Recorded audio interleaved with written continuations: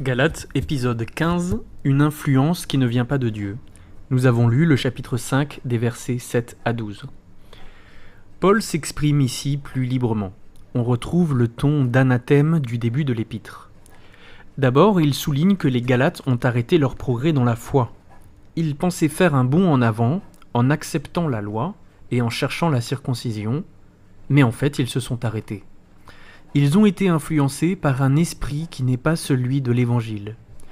En se laissant influencer par l'esprit de la loi, ils ont arrêté d'obéir à la vérité, et Paul est clair. Cette influence ne vient pas de Dieu. Paul reprend l'image que Jésus utilisait à propos des pharisiens, celle du levain. Le légalisme est donc une influence spirituelle qui s'immisce et fait lever toute la pâte, c'est-à-dire qu'il contamine tout. Nous voulons parfois courir pour Dieu, aller plus vite et plus loin. Et naturellement, nous nous tournons vers les œuvres humaines.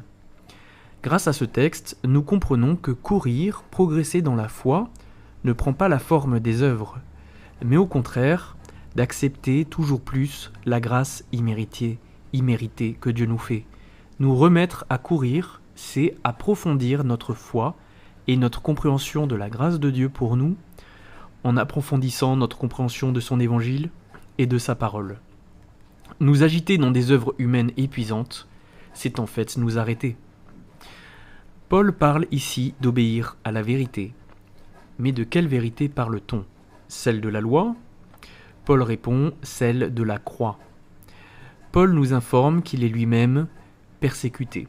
Cette persécution ne vient pas des païens, mais des juifs. Prêchant l'évangile qui libère de la loi, Paul était perçu comme un ennemi du judaïsme. Mais rappelle-t-il, c'est cela le scandale de la croix. Ni la circoncision, ni les œuvres ne sont nécessaires. À la fin du chapitre 6, il reviendra sur ce sujet en disant clairement que la prédication de la croix de Jésus-Christ est un combat opposé à celui de la circoncision. Ainsi, la vérité que Paul veut maintenir dans les églises et la vérité qui force notre obéissance, c'est la croix de Christ, c'est-à-dire l'exposition simple et basique de l'œuvre de Christ sur cette terre, de sa perfection, de sa croix, de sa mort pour les péchés, de sa résurrection.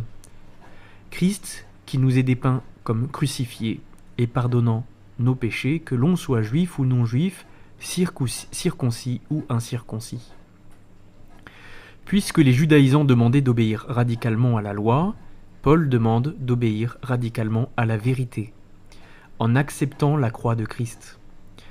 Par fidélité à la croix, nous devons résister au légalisme, demeurer fermes, ne pas nous laisser asservir. Parce que Christ nous a rendus libres, nous devons refuser toute nouvelle forme de joug. Parce que l'Évangile est la vérité, nous refusons radicalement l'esprit de la loi. Tout autre enseignement qui ignore l'œuvre de la croix, même s'il semble spirituel en apparence, ou biblique en apparence, doit être rejeté. Ceux qui les prônent dans l'Église, en fait, sèment le trouble, terme qui revient 2 fois dans ce court passage. Ces personnes seront punies par Dieu lui-même, puisqu'elles ont détourné le peuple de Dieu de la vérité de l'Évangile. Ils ont amené dans l'Église une influence spirituelle étrangère, celle de la loi.